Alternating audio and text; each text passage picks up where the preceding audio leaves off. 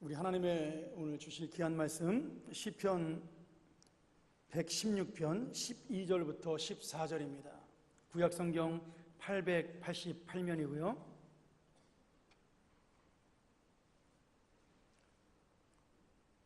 우리 짧은 구절인데 하나님 신 은혜를 우리 기대하면서 함께 봉독하도록 하죠. 여호와께서 내게 주신 모든 은혜를 무엇으로 보답할꼬? 내가 구원의 잔을 들고 여호와의 이름을 부르며 여호와의 모든 백성 앞에서 나의 서원을 여호와께 갚으리로다. 아멘. 오늘 우리에게 말씀을 전해주실 우리 이희성 목사님, 제가 소개하지 않아도 여러분이 너무나 잘 아는 분이시죠. 저희 교회에서 예전에 찬양대로 또 열심히 사역하시고 지휘도 하셨고, 그리고 또 미국 가서 공부하시고, 또 지금은 미국에 있는 그 크로스포인트 교회에서 담임으로 사역하고 계십니다. 오늘 아침에 또 특송으로 함께 하셨는데 감사드리고요. 우리 박수는 이따 예배 끝나고 치도록 하고요. 우리 목사님에게 말씀 부탁드리겠습니다. 예.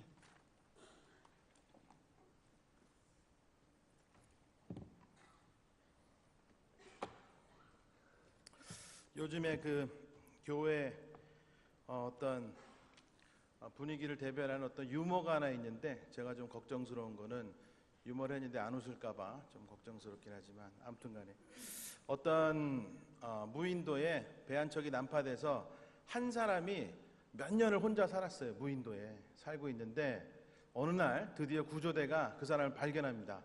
그래서 구조대원들이 이 몇 년간 무인도에 혼자 살았던 이 사람을 구조하러 건너온 거예요. 작은 배를 타고. 그래서 보니까 신기한 게 하나 있는데, 혼자 사는데 이 사람이 집을 오두막을 4채나 져놓고 살고 있는 거예요. 물어봅니다. 왜 집이 4채나 있냐? 하나는 우리 집입니다. 또 하나는 화장실입니다. 이러는 거예요. 2개 있는데 하나는 뭡니까? 했더니 저건 내가 다니는 교회라. 이러는 거예요. 하나가 남았잖아요. 또 나머지 하나 뭡니까? 했더니 저건 제가 전에 다니던 교회다. 이제 이렇게. 뭐 무슨 얘기를 해 웃는 거예요 도대체.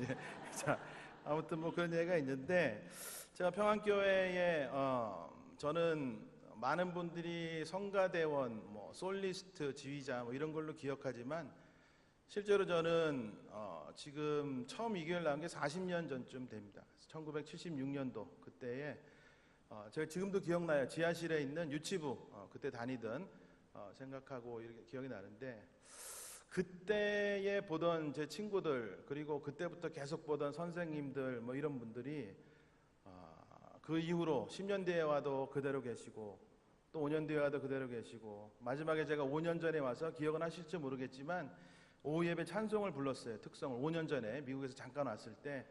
그렇게 올 때에도 늘 같은 분들이 그 자리에 그냥 계시는 거예요. 그래서 참 교회가 요즘은, 미국에는 더 그래요. 제가 생각하는 미국에는 조금만 삐지게 하면 딴 교회 가요. 예. 그래서 또 이렇게 아주 신의가 없는 그런 동네에 제가 사역하고 있는데, 평안교회 올 때마다 제가 내 교회, 내 모교회, 이런, 누가 당신의 모교회는 어디입니까? 그러면 저는 평안교회입니다 라고 얘기합니다. 그래서 이게 왔는데, 참 이 교회에서 제가 여러 가지를 다 해봤지만 못 해본 게 딱 2가지가 있었어요. 그래서 어렸을 때 소원이 이 교회에서 지휘 한번 해보는 게 제 소원이었어요. 그 국민학교 2학년, 3학년 요때에 여름 성경학교 할 때에 요 자리 어디쯤 앉아가지고, 그때만 해도 아무튼 되게 어렸을 때죠. 근데 본성가대가 와서 특송을 불렀어요.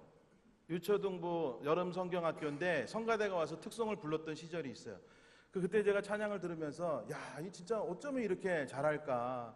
그때 지휘하셨던 분 제가 기억은 안 나지만 저 자리가 탐나더라고요. 언젠가는 내가 저 자리에 서서 지휘를 한번 하고 싶다라는 그런 꿈을 꿨었는데, 감사하게 그것도 솔리스트로 이 교회에 제가 다시 대학교 때 신학대학 다닐 때 다시 왔지만, 그리고 나서 어느 텀에 어떤 지휘자님이 공부 마치고 들어오셔야 되는데 비는 텀이 있었어요. 1달 반 정도. 그때에 감사하게도 교회에서 저에게 지휘할 수 있는 그런 기회를 주셨습니다. 그래서 제가 그때 얼마나 기뻤는지 몰라요. 정말 저 어렸을 때 소원이 이루어지는구나. 그리고 또 기억하시는 분들 기억하시겠지만, 제가 오늘 안 울어야 되는데 자꾸 눈물이 날라 그러지만, 어쨌거나 이 교회를 생각하면 감사한 일이 너무 많습니다. 그래서 음악을 하게 된 것도 혹시 아시나요? 이정창 집사님이라고, 그분이 저 국민학교 다닐 때 성가대 지휘하셨던 이제 그런 분인데, 저희 어머니 설득해서, 제가 위로 형제가 셋이고요. 다 평안교회 출신이죠. 제가 막내인데 아들 중에 하나는 음악 좀 시켜야 되지 않겠냐, 이제 이렇게 좀 권면도 하시고 결국 그런 계기가 돼서 제가 또 음악을 해야 되는 그런 계기가 되기도 했습니다. 그리고 우리 원로 목사님께서 많이 저를 사랑해 주셔서 전 저 위에서도 노래해봤어요. 우리 원로 목사님하고 둘이 이중창도 불러보고. 근데 제가 못했던 게 딱 두 가지가 있어요. 하나는 언제 기회가 되면 한번 설교 한번 해보고 싶다, 이런 소원이 있었고요. 또 하나는 요 단에 있는 요 물 한번 마셔보고 싶다, 이제 이런 소원을 했었는데 이건 제 겁니까? 목사님 겁니까? 제가 마시면 됩니까? 그런 소원을 설교는 하고 있으니까 마치기 전에 물 한번 먹도록 그렇게 하겠습니다. 22살 때 제가 다시 솔리스트로 오게 됐어요. 그래서 그때 왔을 때에 사실은 제가 저희 지방대학교에 교회음악과를 다녔는데 어떤 면에서는 참 홀대라 그러면 이상하지만 쟁쟁한 솔리스트들이 있었는데 제가 좀 홀대를 좀 받았던 것 같아요. 그래서 제 차례가 됐는데 헌금송 하라는 얘기를 안 하는 거예요. 그래서 몇 달을 그냥 성가대만 하고 나름 솔리스트인데 왜 헌금송을 안 시킬까, 이런 생각하고 있던 어느 날에 김영찬이라고 독일에 유학가 있는 여기 어머니도 계신데, 영찬이 형이 그 형님이 독일에서 오셔서 특송하기로 한 날인데 아파서 못 왔어요. 아파서. 그랬더니 이제 갑자기 솔로를 하라 그러니까 누가 준비도 안 됐는데 하라 그러나요? 그랬더니 이제 요 앞에 있는 한명수 집사님이 네가 해라 이러더라고. 그래서 어차피 안 시켜주니까 오늘이라도 한번 해야 되겠다 이래서 그럼 제가 하겠다 그러고, 그때 처음 제가 이 교회에서 불렀던 찬송이 갈보리산 위에 십자가 섰으니, 이 찬송을 불렀습니다. 그래서 이제 원로 목사님 오늘 아침에 뵀지만 지금 못 뵈서 좀 그런데 그때 원로 목사님 뵈면 참 생각나는 게 두 가지 중에 그게 한 가지예요. 제가 찬송을 이렇게 부르고 돌아서서 들어가려고 그러는데 거기 서라오, 거기 서라오. 그래가지고 제가 들어가다 섰어요. 내가 뭐 잘못했나, 태도가 뭐 잘못됐나. 그래서 서 있으니까 그분 하시는 말씀이 내가 저 아이 잘 몰라. 저 아이 잘 몰라. 실제 모르죠. 만난 적이 없으니까, 얼굴을 대면한 적이. 그렇지만 한 가지 말할 수 있는 것은 예수 오래 믿고 잘 믿는 아이 같다고, 그런 얘기를 하시는 거예요. 그러면서 찬양 들으면서 너무 본인이 좋으셨다, 이런 얘기를 합니다. 사실 그게 제 인생을 바꿔놓게 되는 귀한 계기가 됐죠. 그래서 찬송할 때 정말 은혜 받으시는 분들이 있구나, 이런 생각과 또 아무튼 여러 가지 그런 계기가 또 있어서 감사했고요. 또 한 가지는 제가 이 교회에 있는 동안에 저희 아버지가 간암에 걸리셨어요. 간암. 그래서 지금 돌아가셨지만 간암 걸리시고 병원을 여러 군데 다니셨는데 3개월 이상 살질 못한다, 이런 진단을 받으셨죠. 그리고 여기 중앙대병원인가요? 거기 입원해 계셨는데 아버지가 이제 저는 대전에 신학대학에 대전에 있어서 대전에서 계속 다니고 있을 때 전화가 왔어요. 주중에 병원에 계시면서 전화가 와서 울먹울먹 하시면서 그럽니다. 오늘 참 대단한 일이 있었다. 무슨 일입니까? 그랬더니 이성택 목사님이 그 당시 한영철 목사님이라고 부목사님 계셨는데 그분하고 두 분이 병실을 찾아왔다는 거예요. 아버지 한 번도 본 적이 없는데. 그러면서 성가대하는 이희성이 아버지냐, 그래서 그렇다 이랬더니 어떤 분이 말씀하셨나 봐요. 우리 아버지가 아프시다, 병원에 있다, 이제 얘기를 하고, 근데 기도 한번 해주러 왔다 이러고 기도를 해주셨다는 거예요. 근데 아버지 말씀이 기도를 하는데 뭔가 굉장히 뜨거운 어떤 눈물이 막 나오면서 굉장히 마음이 뜨거워지셨다라고 얘기하면서 어쨌거나 굉장히 고마운데 자네가 나중에 주일에 가서 뵈면 꼭 좀 인사를 드려줘라라고 얘기를 합니다. 그런데 어떻게 되셨을까요? 3개월 사셨을까요? 그 이후로 저희 아버지가 아버지 기도하시던 대로 10년을 아주 건강하게 더 잘 사셨어요. 그래서 저희가 그 쭉 지나는 동안에 아버지 지금 한 10여 년 전에 돌아가셨지만 그때 일을 추억하면 참 목사님이 저를 많이 사랑해 주시고 그렇게 하셨다라는 생각이 참 많이 들어서 참 그게 너무 감사하죠. 제 삶 속에서 아주 귀한 간증으로. 평안교회 오니까 변하는 게 없는 것 같아요. 리모델을 아무리 했다 그래도 느낌 비슷해요. 이 형광등도 비슷하고, 대표기도 앉아서 기도하는 것도 비슷하고요. 우리 강 집사님인가요? 헤어스타일도 15년 전하고 똑같고 달라진 게 없습니다. 죄송합니다. 제가 말씀을 전해야 되는데 너무 흥분이 돼가지고 말씀 전하지 못하고. 그래요. 자, 짧은 얘기, 긴 얘기를 짧게 하면 평안교회는 정말 저에게 소중한 교회입니다. 그렇지만 제가 오늘 말씀 들고 섰기 때문에 간단하게 한 15분 정도 제가 받은 은혜 같이 좀 나누고 좀 마무리하면 좋겠습니다. 2005년도에 저는 목사 안수를 받고 목사가 되었습니다. 그리고 부사역자 한 23, 4년을 전도사, 부목사 이렇게 하다가 2012년도에 하나님 부르셔서 교회를 개척해서 지금 뭐 크진 않지만 저의 아내랑 저랑 둘이 예배드리는 흔히 얘기하는 맨 땅에 헤딩하는 그런 개척을 해서 남들 다 말렸지만 3년에 하나님께서 한 절 한 절 하루하루 모든 순간들을 하나님께서 축복하셔서 지금 우리 한 4, 50명 정도 모이는 그 교인들이 정말 감사함으로 예배하는 그런 교회의 목회를 지금 하고 있습니다. 이번에 지난주에 안산에서 3일 동안 부흥회가 있었는데 거기 초청받은 김에 제가 이 교회 한번 오고 싶다 이렇게 좀 연락드려서 또 이런 귀한 기회를 맞이하게 됐습니다. 지난주가 맥주 감사절이었는데 이제 1년의 절반이 지나가죠. 그죠? 여러분 어떠십니까? 1년의 절반이 지나가는데 오늘 제목을 가장 감사한 것이 뭐겠냐는 거예요. 6개월을 지나면서 여러분에게 가장 감사했던 것이 무엇가 있겠는가? 우리는요 어리석게도 정말 감사할 제목이 있는데도 항상 비교를 통해서 우리가 감사함을 찾으려고 합니다. LA에 가면 화상 입어서 지선아 사랑해라는 책 쓴 분 있잖아요. 전신 화상 입으신 그 이지선 그 자매가 LA 쪽에 지금 있는데 그 자매를 가끔 만날 일이 있어요. 그래서 한번 얘기를 하는데 그 자매 그런 얘기를 하는 거예요. 목사님 사실은요 굉장히 제가 상처를 많이 받습니다. 이래. 하나님이 은혜를 주지 않으면 간증하고 다니는 걸 못한다는 거예요.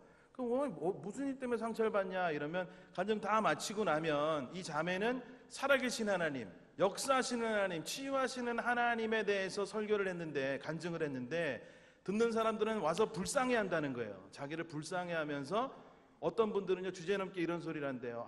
자매도 이런데 자매에 비하면 나는 얼마나 건강하냐, 그게 얼마나 감사한지 모른다, 이런 얘기를 한다는 거예요.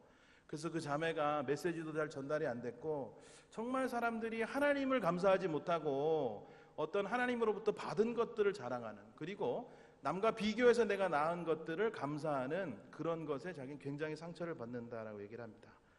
여러분 어떻습니까? 여러분의 감사는 어떤 비교를 통한 감사인가? 저런 사람도 사는데 저렇게 망한 사람도 있는데 나는 하나님께서 그래도 하루 세끼 먹여주시지 않는가? 그거에 감사해서 과연 나는 살고 있진 않는가?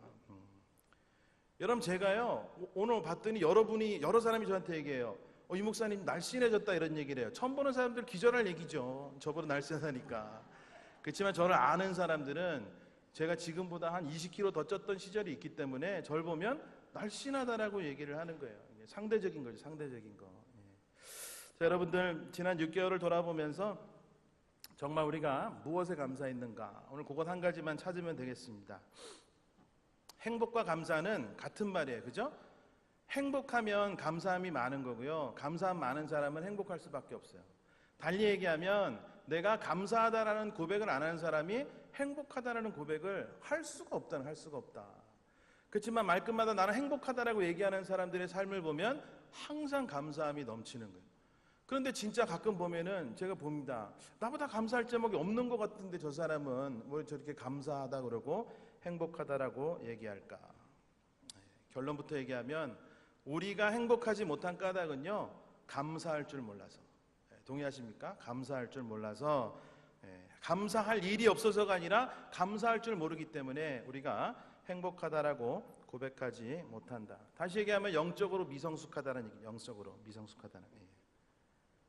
저도 어린 자녀가 하나 있지만 9살짜리 딸내미 하나 키우는데 아이들이 배우지 않으면 하지 못하는 게 있는데 그게 뭘까요? 감사예요. 감사. 그죠?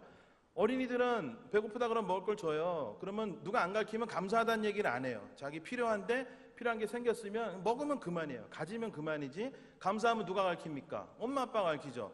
너 그거 받았는데 고맙다 그래야지. 누가 용돈 주면 감사하다 그래야지. 가르치는 거예요.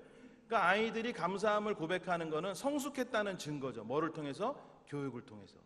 부모나 주위에 있는 사람들이 감사함을 가르쳤기 때문에 그 아이들이 나이를 먹으면서 감사를 고백하게 되는 거예요. 이건 본능이 아니라 가르쳐서 나왔기 때문에 우리는 이것을 성숙이다라고 얘기합니다. 그렇다면 오늘을 사는 우리가 살아가면서 신앙생활을 10년, 20년, 30년 했는데도 내 안에 감사함이 없다. 이게 뭐예요? 성숙하지 못했다라는 증거입니다. 우리가 이 욕심이 들어오는 만큼 감사를 하지 못합니다. 맞아요? 욕심이 들어오는 만큼. 그래서 여러분에게 정말 감사할 수 있는 그런 삶의 팁을 하나 알려드리면요. 여러분들이 어떤 일에서든지 기대치를 빼면 우리 안에 감사가 생겨날 수 있어요. 기대하는 것, 기대치. 식당도 그래요. 아주 유명한 식당을 찾아가잖아요. 아주 유명한 식당. 여기 짬뽕이 뭐 대한민국 3대 짬뽕이다 이래서 갔어. 근데 먹었는데 맛이 없으면 기분이 어때요? 기분 나쁘죠. 돈도 아깝고 여기까지 내가 왜 왔나 이런 생각이 들지만 동네 허름한 집 들어갔는데 의외로 맛있어요. 그러면 뭐라 그래요? 오늘 괜찮았다. 만족하는 그 감사함이 우리 안에 들어오게 된다는 거예요. 오늘 말씀도 마찬가지죠. 뭐 이성이라 그러면 누가 아나요? 아무도 알지 못하는데 만약에 뭐 유명한 목사님들이 여기 온다고 그랬으면 여러분들이 막 기대라고 왔을 거 아니에요. 그죠? 근데 오늘은 뭐 기대하고 오신 분들은 아무도 없는 것 같아요. 그냥. 그렇기 때문에 오늘 은혜 받기가 더 좋아요. 그죠? 은혜 받기 좋은 줄 믿습니다. 유명하지 않은 사람들이 왔을 때 오히려 은혜가 되는 기대가 없었거든. 그러다 하나 의도 걸리면 야, 뭐 신기한 얘기 한번 들었다. 이런 게 오래 남는 거. 자, 뭐 왜 이런 얘기를 하지? 자, 그래서 기대치를 빼자. 기대치를. 여러분 우리 살아가면서 기대치를 빼면요 부부 관계가 좋아집니다. 기대치를 빼면 남편에게 기대할 필요도 없고요. 부인에게 기대할 필요가 없어요. 내가 이만큼 하는데 저 사람이 이만큼 해야지. 이게 다 기대치예요. 요게 들어오면 요걸 뭐라 그래요? 욕심이라 그러죠. 욕심. 성경에도 분명히 우리에게 얘기하잖아요. 욕심이 장성하면 뭐가 돼요? 죄를 낳고 죄가 장성하면 사망에 죽음에 이르게 된다. 우습게 볼 일이 아니라는 거예요. 귀한 목사님 또 제가 알기로 지난달에 이제 또 위임 목사님을 이렇게 또 세워주시고 이렇게 했는데 실력이 있는 분으로 제가 알고 있고 훌륭한 분으로 알고 있지만 그래도 여러분들이 목사님을 대할 때 기대치를 가지고 대하면 꼭 실망하게 됩니다. 모든 기대치를 빼고 이 목사님의 본연의 어떤 부분들을 보려고 진실함으로 바라보면 여러분과 피차 은혜 받는 귀한 교회로 지어져 나갈 줄 믿습니다. 자, 오늘부터 한번 결단할 수 있길 바라요. 보면 엄마들은요 다 회개해야 돼요. 엄마들은 다 회개해야 돼요. 왜냐하면 엄마들이 가지고 있는 기대치 때문에 애들이 다 나빠져요. 애들이 문제 생기는 거는 다 엄마들의 욕심. 그러니까 지금 혹여라도 어린 아이들 키우고 있는 엄마들은요 욕심을 버려야 돼요. 기대치를 다 빼버리고 하나님께서 아까 그 오전 말씀에 에베소서 2장 10절 말씀하셨는데 정말 하나님이 세 번역에 보면 걸작품이다 이랬거든요. 한 사람 걸작품으로 만들어준 한 사람 내 자녀가 하나님의 걸작품이다. 이 아이가 뿌리가 하나님의 말씀에 심겨서 어떤 꽃이 필 줄 알아요? 몰라요? 모르는 거예요. 몰라. 우리는 씨앗을 심기만 할 뿐이지 물을 잘 주고 가꾸면 언젠가 싹이 나고 가지가 돋고 그 다음에 꽃을 피우게 되잖아요. 여러분들 이 아이의 꽃을 여러분들이 결정하면 안 돼요. 하나님이 이미 다 결정해 놓으셨다. 맞습니까? 기대하는 마음으로 그 기대치는 다른 기대치예요. 하나님이 어떻게 이 아이들을 꽃피게 할 것인가를 우리는 기도하면서 밑에서 도와주는 거지. 엄마들이 너는 의사꽃이 되라, 너는 교수꽃이 되라 이걸 정해놓으면요 애들이 본연이 그 꽃이 아닌데 그걸 되려고 노력하니까 애들의 삶이 나빠지는 거예요. 마찬가지입니다. 교회 모든 관계들, 우리가 맺는 관계들에서 기대치를 빼는 것이 욕심을 버리는 것이며 그러므로 말미암아 모든 관계 가운데에서 우리에게 감사함이 생겨나게 됩니다. 감사함. 굉장히 중요한 감사함.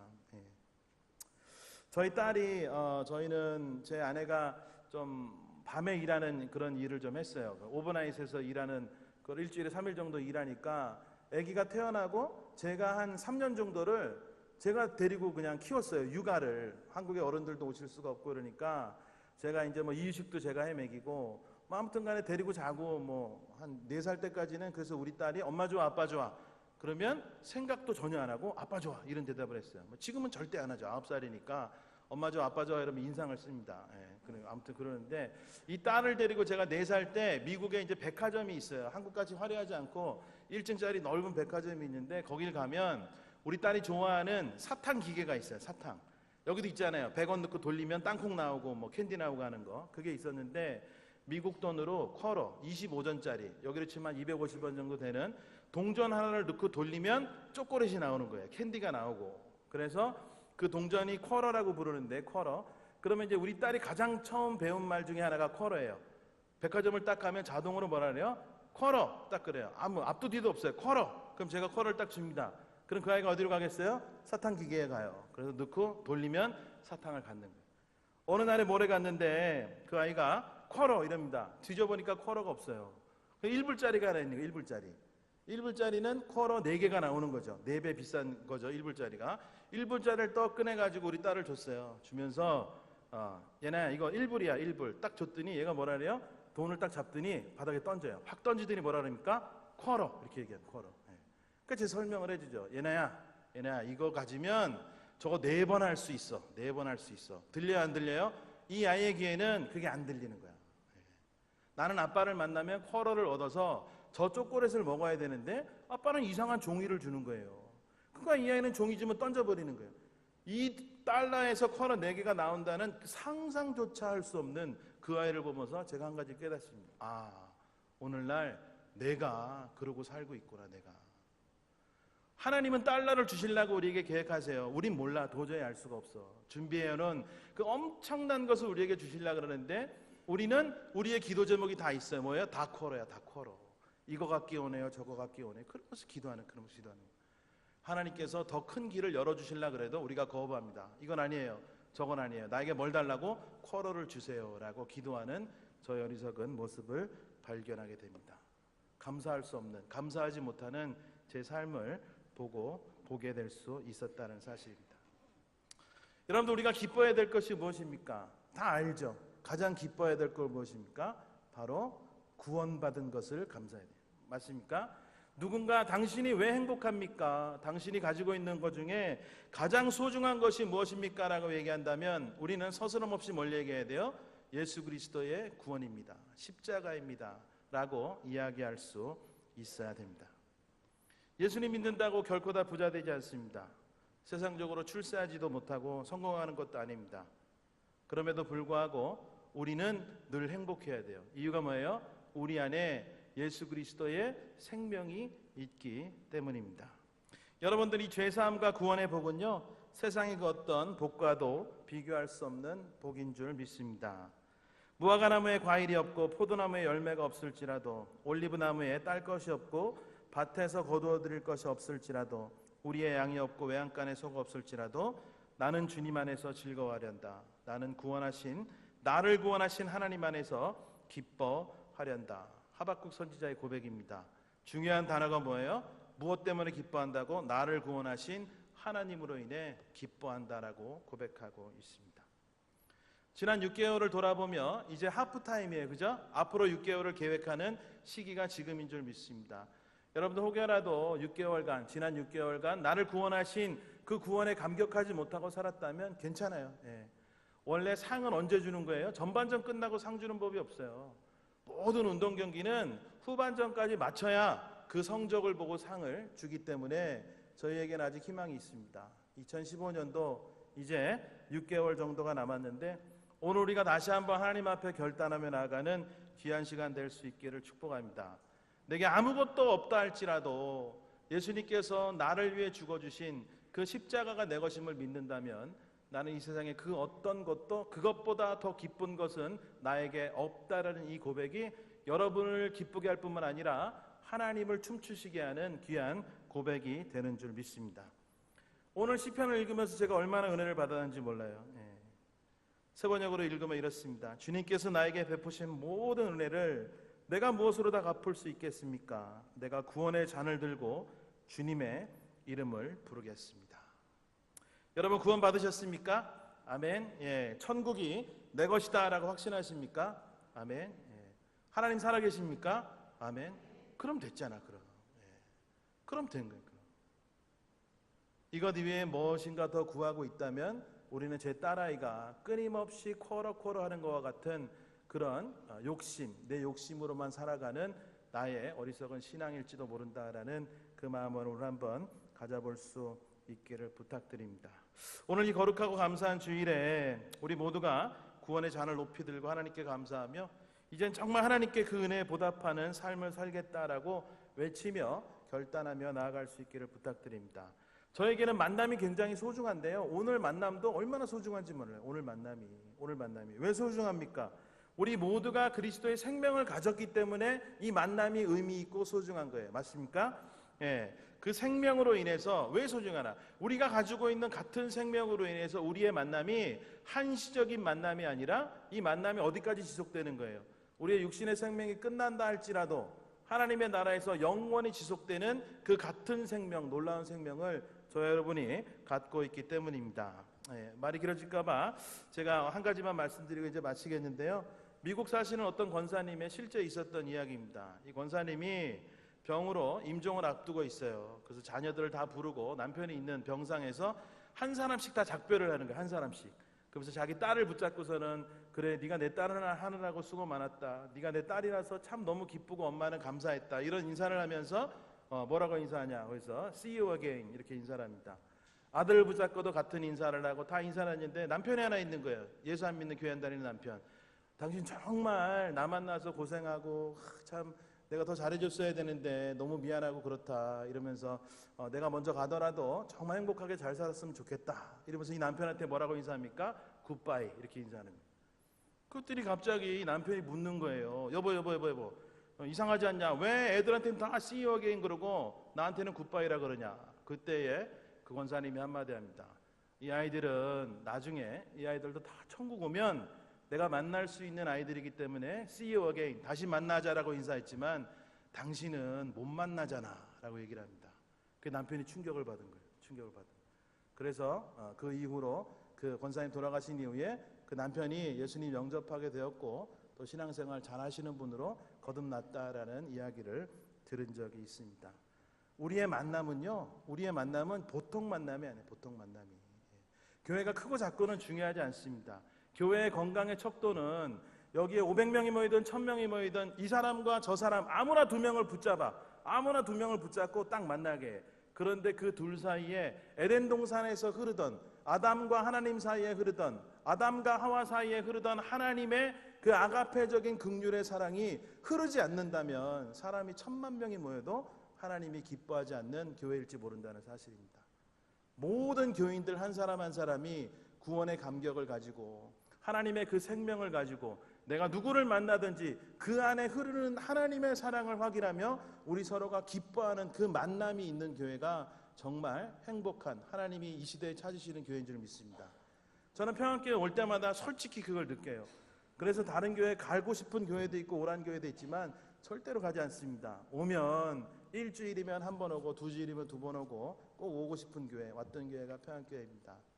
아무튼 두서없이 말씀드렸지만 오늘 이 시간을 통하여서 우리가 하나님의 구원의 감격, 나에게 주신 그 예수 그리스도의 생명, 그래서 다시 한번 기뻐함으로 하나님 앞에 결단하며 나아가는, 그러므로 말미암아 내 삶에 회복되지 못했던 그 모든 감사가 주님의 구원의 감격으로 인해 우리 안에 온전히 회복되어지는 귀한 이 시간 되어줄 수 있기를 예수님의 이름으로 간절히 축원합니다. 같이 한번 기도하겠습니다. 아버지 하나님, 성령께서 우리와 또한 이 시간 함께 하시는 줄 믿습니다. 부족한 종이 이곳에 와서 두서없이 말씀을 전했지만 내 이야기가 아니라 또 하나님 감동 주신 대로 말씀을 선포했사오니 성령께서 우리에게 필요한 말씀들을 들려주시고 또한 마음에 심을 수 있는 그 귀한 은혜를 우리 가운데 허락하실 줄 믿습니다. 우리 결단한 대로 구원의 기쁨, 그 감격을 다시 한번 회복하며 매일의 삶 가운데에 정말 구원이신 그 예수 그리스도의 그 십자가, 그것을 자랑하며 높이며 그 감격으로 하루하루를 기쁨으로 행복함으로 살아갈 수 있는 모든 평안교회 교우들 다 되어줄 수 있도록 주님 함께하여 주시옵소서. 감사하며 예수님의 이름으로 기도합나이다. 아멘.